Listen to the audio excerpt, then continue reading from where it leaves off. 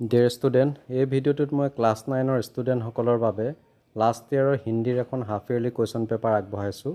মই যেতিয়া first unit টেষ্টৰ কুৱেশ্যন পেপাৰ আপলোড কৰিছিলোঁ তেতিয়া বহুতো ছাত্ৰই মোক হিন্দীৰ কুৱেশ্যন পেপাৰ বিচাৰি SMS কৰিছিলে। যিহেতু তোমালোকৰ খুব সোনকালে হাফ ইয়াৰলি এক্সাম আৰম্ভ হ'ব 2024 বৰ্ষৰ, তো আশা কৰোঁ ভিডিঅ'টো তোমালোকৰ বাবে যথেষ্ট ইউজফুল হ'ব, এটা আইডিয়া পাবা তোমালোকে। মই ইয়াৰ পূৰ্বেও ইংলিছ আৰু ছায়েন্সৰ কুৱেশ্যন পেপাৰ তোমালোকলৈ আগবঢ়াইছিলোঁ। যদি চোৱা নাই তোমালোকে ভিডিঅ' মোৰ চাই ল'বা। আৰু লগতে তোমালোকৰ স্কুলত যেতিয়া এক্সাম আৰম্ভ হ'ব তো তোমালোকৰ নিজৰ ডিষ্ট্ৰিক্টৰ কুৱেশ্যন পেপাৰবোৰ পাৰিলে মোৰ হোৱাটছআপ নম্বৰত চেণ্ড কৰিবা, মই যিমানখিনি পাৰোঁ সমাধান কৰি দিম। আৰু এতিয়াও যদি মোৰ চেনেলটো ছাবস্ক্ৰাইব কৰা নাই তেতিয়াহ'লে চেনেলটো ছাবস্ক্ৰাইব কৰি ল'বা, এনেধৰণৰ তোমালোকৰ পাঠ্যপুথিৰ লগত জড়িত ভিডিঅ' মোৰ পাই থাকিবৰ বাবে। তো আমি কুৱেশ্যন পেপাৰখন ডিছকাছ কৰোঁ। ग्रुप ए का पहला क्वेश्चन है क्वेश्चन नंबर 1, सही विकल्प चयन करो, यानी कि हर क्वेश्चन का चार विकल्प आंसर दिया हुआ है, उसमें से सही विकल्प को हमें चुनना है। तो क में दिया है पानी में जो अमृत तत्व है उसे कौन जानता है। ऑप्शन में दिया है ऑप्शन ओ जो प्यारा है, आ जो धूप में सूख चुका है, छोटा ई जिसका कंठ सूखा हुआ है, बड़ा ई जो रेगिस्तान से आया है। इसमें सही विकल्प होगा आ जो धूप में सूख चुका है। नेक्स्ट क्वेश्चन ख, गोली मिट्टी पेट पर लेपकर धूप में बैठने की सलाह लेखक को किसने दी। ऑप्शन ओ वेद जी ने, आ डॉक्टर सुहानाथ कतार जी ने, छोटा ई हकीम साहब ने, बड़ा ई प्रकृति चिकित्सक ने। इसमें सही विकल्प होगा बड़ा ई प्रकृति चिकित्सक ने। नेक्स्ट ग में दिया है बालक कृष्ण के हाथ से कौआ क्या लेकर भागा। हमें विकल्प दिया है अ सूखी रोटी, आ दाल रोटी, छोटा ई पान रोटी, बड़ा ई माखन रोटी। तो इसमें सही विकल्प होगा बड़ा ई माखन रोटी। घ नंबर में हमें दिया है कवयित्री महादेवी वर्मा का जन्म कहाँ हुआ था। ऑप्शन में हमें दिया है अ गाजियाबाद में, आ हैदराबाद में, छोटा ई फैदाबाद में और बड़ा ई फर्रुखाबाद में। इसमें से सही विकल्प होगा छोटा बड़ा ई फर्रुखाबाद में। नेक्स्ट अंग नंबर में हमें दिया है यत्न मालिका रहा देश से भरना तुझे। इनमें विकल्प में हमें दिया है ओ प्यार, आ आनंद, छोटा ई सुख और बड़ा ई धीरे। तो इनमें सही विकल्प होगा आ आनंद, अर्थात यत्न मालिका रहा आनंद से भरता तुझे। यह पंक्तियाँ महादेवी वर्मा की कविता मुरझाया फूल से लिया गया है। नेक्स्ट प्रथम सौ में हमें दिया है कवि रसजान की प्रामाणिक रचनाएं की संख्या है। ऑप्शन अ 3, आ 2, छोटा ई 4, बड़ा ई 5। इसमें सही विकल्प होगा छोटा ई 4। इसके साथ और एक चीज़ के बारे में जानना हमें ज़रूरी है, जिसके बारे में क्वेश्चन भी आ सकता है। जो रस खान की जो प्रामाणिक रचनाएं है उसका नाम है सुजान रस खान, प्रेम वाटिका, दानलीला और अस्तयम। नेक्स्ट द्वितीय सौ, लेखक बीमार पड़ने पर कौन सा बिस्कुट खाना चाहता है। ऑप्शन में हमें दिया है ब्रिटानिया, पार्ले-जी, छोटा ई गुड डे और बड़ा ई हटले। इनमें से सही विकल्प है बड़ा ई हटले। नेक्स्ट वर्गीय ज में हमें दिया है वेद जी लेखक को देखने के लिए किस सवारी से आए थे। ऑप्शन में हमें दिया है ऑप्शन अ मोटर से, आ रिक्शा से, छोटा ई पालकी में और बड़ा ई घोड़े में से सही विकल्प होगा छोटा ई पालकी में। नेक्स्ट क्वेश्चन नंबर झ, कर्तार ने धरती पर सबको कैसे बनाया है। ऑप्शन अ सुंदर, आ न्यायमय, छोटा ई सार्थमय, बड़ा ई निर्दय। इनमें से सही विकल्प होगा छोटा ई सार्थमय। क्वेश्चन नंबर 1 का लास्ट क्वेश्चन, डॉक्टर सुहानाथ कतार जी का फीस कितनी थी। ऑप्शन अ 2, आ 8, छोटा ई 4, बड़ा ई 6। तो इनमें से सही विकल्प होगा आ 8 रुपये, 8। 2 नंबर में हमें दिया है पूर्ण वाक्यों में उत्तर दो। क नंबर में दिया है रामधारी सिंह दिनकर का जन्म कब हुआ था।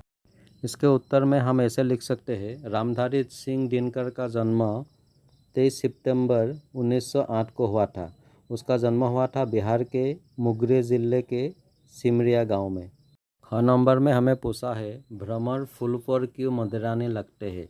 तो उसके उत्तर में हम लिख सकते हैं भ्रमर फूल पर लुब्ध मधु पान करने के लिए मदिराने लगते हैं। क्वेश्चन नंबर ग, किनके लिए आराम ही मौत है? इसका उत्तर है जिन्हें आराम आसानी से मिल जाता है उन लोगों के लिए आराम ही मौत है। घ नंबर में हमें पूछा है प्रेम वाटिका किसका रचना है, तो उसके उस जवाब में हम लिख सकते हैं प्रेम वाटिका कवि रस खान का रचना है। परीक्षा में रस खान का मूल नाम के बारे में भी क्वेश्चन आ सकता है, तो उसका आंसर होगा सैयद इब्राहिम रुबा। नेक्स्ट 2 नंबर का अंतिम क्वेश्चन, चिकित्सा का शक्कर पाठ के लेखक कौन है? इसका जवाब होगा चिकित्सा का शक्कर पाठ के लेखक डॉक्टर सोहान नाथ चटर्जी है। क्वेश्चन नंबर 3 में दिया है संक्षेप में उत्तर दो किन्हीं 3, मतलब यहाँ पे 5 क्वेश्चन है, उनमें से 3 हमें करना है। मैं सोचता हूँ ये सारी क्वेश्चन का आंसर तुम लोगों ने अभी तक कर चुका है, तो इसीलिए मैं इसको इग्नोर करता हूँ। क्वेश्चन नंबर 4 में दिया है लेखक ने जिंदगी को कौन सी 2 सूरतें बताई है और उनमें से किसे बेहतर माना है। नेक्स्ट क्वेश्चन नंबर 5, सप्रसंग व्याख्या करो। इसमें क ख 2 क्वेश्चन है जिनमें से 5 मार्क करके टोटल 10 मार्क है, तो ये आप लोगों के लिए मैं छोड़ चुका हूँ, शायद आप लोगों ने कर चुका हो। 6 নম্বৰটোত মুঠতে 5টা প্ৰশ্ন দিছে, তাৰে ক নম্বৰটো দিছে লিংগ পৰিৱৰ্তন কৰোঁ। ব্ৰেকেটত দি দিছে কিন্হি চাৰ, অৰ্থাৎ যিকোনো 4টা কৰিব লাগে ইয়াৰ পৰা। ফাৰ্ষ্টটো দিছে কবি, কবিৰ স্ত্ৰীলিংগ হ'ব কবিয়ত্ৰী, মোৰ মূৰ্ণী, ধোবী ধোবিন, বীৰ বীৰংগনা, হিৰণ হিৰণী, সেৱক সেৱিকাই। ইয়াত মুঠতে 6টা দিছে, তাৰ ভিতৰত যিকোনো 4টা কৰিব লাগে। মই উক্ত 6টাৰে লিংগ পৰিৱৰ্তন কৰি তোমালোকলৈ লিখিত আকাৰে দি দিছোঁ তোমালোকৰ সুবিধা হ'বৰ বাবে, তো ইয়াৰ পৰা যিকোনো 4টা তোমালোকে কৰিলে হ'ল। 6 নম্বৰৰ খটোত আমাক বচন পৰিৱৰ্তন কৰিবলৈ দিছে, ইয়াতো ব্ৰেকেটত দিছে কিন্হি চাৰ, আৰু আমাক কৰিবলৈ দিছে কিতাপ, নদী, চিৰিয়া, বাট, কাহানী, কাপড়া। তো ইয়াৰ 6টাৰ ভিতৰত যিকোনো 4টা কৰিব লাগে। তো প্ৰথমটো দি দিছে কিতাপ, কিতাপৰ বচন পৰিৱৰ্তন হ'ব কিতাবে, নদী, নদিয়া, চিৰিয়া, চিৰিয়া, বাট, বাঁটে, কাহানী, কাহানিয়া, কাপড়া, কাপড়ে। মই উক্ত 6টা শব্দৰে বচন পৰিৱৰ্তন কৰি তোমালোকলৈ লিখিত আকাৰে দি দিছোঁ যাতে তোমালোকৰ সুবিধা হয়, তো ইয়াৰ পৰা যিকোনো 4টা কৰিবলৈ আমাক দিছিলে। নেক্সট গ নম্বৰটোত দিছে সন্ধি বিচ্ছেদ কৰোঁ, অৰ্থাৎ আমাক সন্ধি ভাঙিবলৈ দিছে, আৰু শব্দকেইটা দিছে প্ৰশ্নোত্তৰ, ইত্যাদি, পুৰস্কাৰ, নীৰস, দেহাবচন। তো ইয়াত প্ৰশ্নোত্তৰৰ সন্ধি ভাঙিলে হ'ব প্ৰশ্ন যোগ উত্তৰ, ইত্যাদিটো হ'ব ইতি যোগ আদি, পুৰস্কাৰৰ সন্ধি বিচ্ছেদ কৰিলে হ'ব পুৰঃ যোগ কাৰ, নীৰসৰ সন্ধি বিচ্ছেদ কৰিলে হ'ব নিহ যোগ ৰস, और দেহাবচনৰ সন্ধি বিচ্ছেদ কৰিলে হ'ব দেহ যোগ অৱসান। মই তোমালোকৰ সহায়ক হোৱাকৈ এই সন্ধি বিচ্ছেদকেইটা লিখিত আকাৰে দি দিছোঁ, তোমালোকে নোট কৰি ল'বা। আৰু এই 5টাৰ ভিতৰত আমাক 4টাৰ সন্ধি বিচ্ছেদ কৰিবলৈ দিছে, তোমালোকে সদায় ব্ৰেকেটত চাই ল'বা, গোটেইকেইটা কৰি লাভ নাই, যেটা কৰিবলৈ দিয়ে আৰু যোনকেইটা ইজি লাগে সেইকেইটা কৰিলে হ'ল। ঘ নম্বৰটোত দিছে নিচে দিয়ে গে উপসৰ্গ লগাকৰ এক এক শব্দ লিখো। ইয়াত আমাক 4টা উপসৰ্গ দি দিছে আৰু সেইকেইটাৰ সহায়ত আমি এটা এটা শব্দ গঠন কৰি দেখাব লাগে। प्रथम तो दिसे प्रो से हम बना सकते हैं प्रकार, प्रभाव, प्रकृति, इनमें से किसी एक लिखने से हो जाएगा। उसके बाद दिया है अप से हम बना सकते हैं अपकार, अपमान, अपवाद, इनमें से किसी एक लिखने से होगा क्योंकि हमें एक शब्द बनाने के लिए दिया है प्रश्नों में। उसके बाद दिया है अधि से हम बना सकते हैं अधिकार, अधिनायक, अधिक, तो इनमें से एक लिखना ज़रूरी है। उसके बाद दिया है प्रति, तो प्रति उपसर्ग से हम शब्द गठन कर सकते हैं प्रतिबाद, प्रतिभा, प्रतिदिन, इनमें से एक लिखना है। उंग नंबर तो दिसे नीचे दिए गए मुहावरे को वाक्यों में प्रयोग करो। तो फर्स्ट में दिया है अकल का दुश्मन, इसका मतलब है मूर्ख, बेवकूफ़ी, तो इससे हम शब्द गठन कर सकते हैं मोहित बड़ा अकल का दुश्मन है, वो कभी किसी का बात मानता ही नहीं। तुम लोग दूसरे वाक्य भी बना सकते हो। उसके बाद दिया है श्री गणेश करना, इसका मतलब है शुभारंभ करना, तो हम ऐसे वाक्य बना सकते हैं नए साल में दिनेश ने नए व्यापार का श्री गणेश किया, तो तुम लोग दूसरा सेंटेंस भी क्रिएट कर सकते हो। और लास्ट में दिया है ईद का चांद, मतलब बहुत दिनों पर दिखाई पड़ना, बहुत दिनों के बाद दिखाई पड़ना। तो इस मुहावरों को वाक्यों में प्रयोग करने के लिए हम इस तरह से वाक्य बना सकते हैं, जैसे कि अरे रिया मिलते रहा करो, तुम तो ईद की शान ही हो गए हो। नेक्स्ट प्रथम में दिया है कर्ता कारक किसे कहते हैं, ने विभक्ति प्रयोग करके एक वाक्य लिखो।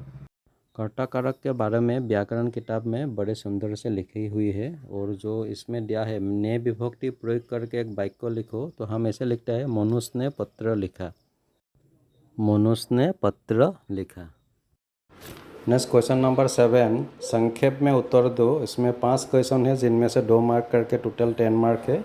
तो ये सारे क्वेश्चन तुम लोगों की पाठ्यपुस्तक की चैप्टर से दिया हुआ है, तो मैं इसको इग्नोर करता हूँ। क्वेश्चन नंबर 8 में दिया है किसने किससे कहा लिखो, मालूम होती है तुम यहाँ बड़ी देर से फंसे हुए हो। तो ये सारे क्वेश्चन तुम लोग खुद कर लेना, मैं लास्ट में जो ट्रांसलेशन है उसको डिस्कस करता हूँ अभी। क्वेश्चन नंबर 14 में दिया है निम्नलिखित गद्यांशों को ध्यान से पढ़कर प्रश्नों के उत्तर लिखो। इनमें से एक पैसेज है, पैराग्राफ दिया है, और नीचे जो प्रश्न है तो उसका जवाब ये पैसेज से हमें निकालना है, जैसे हम इंग्लिश में लिखते हैं पैसेज राइटिंग, उसी तरह। तो तुम्हालोके गद्यांशটো जितु पैराग्राफ दिছে ভালকৈ পঢ়ি লৈ প্ৰশ্নবিলাকৰ উত্তৰ কৰিবলৈ চেষ্টা কৰিবা, আৰু কিবা অসুবিধা হ'লে কমেণ্ট কৰিবা। क्वेश्चन नंबर 15 में है हिंदी में अनुवाद करो। हम मतलब ये जो इंग्लिश सेंटेंस है उसको हम हिंदी में ट्रांसलेट करना है। तो ए में दिया है ऑलवेज स्पीक द ट्रूथ, उसको हम लिख सकते हैं हमेशा सच बोलो। बी में है the bird is flying in the sky, पक्षी आकाश में उड़ रहा है। सी में है गुड मॉर्निंग सर, तो उसको हम लिख सकते हैं सुप्रभात महाशय। और डी में है I can speak Hindi very well, तो उसका ट्रांसलेशन करने में होगा मैं बहुत अच्छी हिंदी बोल सकता हूँ। और लास्ट ई में है Hindi is our national language, तो उसको हम हिंदी में इस तरह ट्रांसलेट कर सकते हैं हिंदी हमारी राष्ट्रीय भाषा है। तो डियर स्टूडेंट, आजिर भिडिओটোত इमानখিনিয়ে। যদি তোমালোকৰ ভিডিঅ'টো ভাল লাগিছে শ্বেয়াৰ কৰিবা, আৰু তোমালোকৰ স্কুলত যেতিয়া এক্সাম আৰম্ভ হ'ব কুৱেশ্যন পেপাৰবোৰ মোৰ হোৱাটছআপ নম্বৰত সেন্ড কৰিবা। তো আজ পুনৰ এটা ভিডিঅ'ত তোমালোকক লগ পাম। ধন্যবাদ।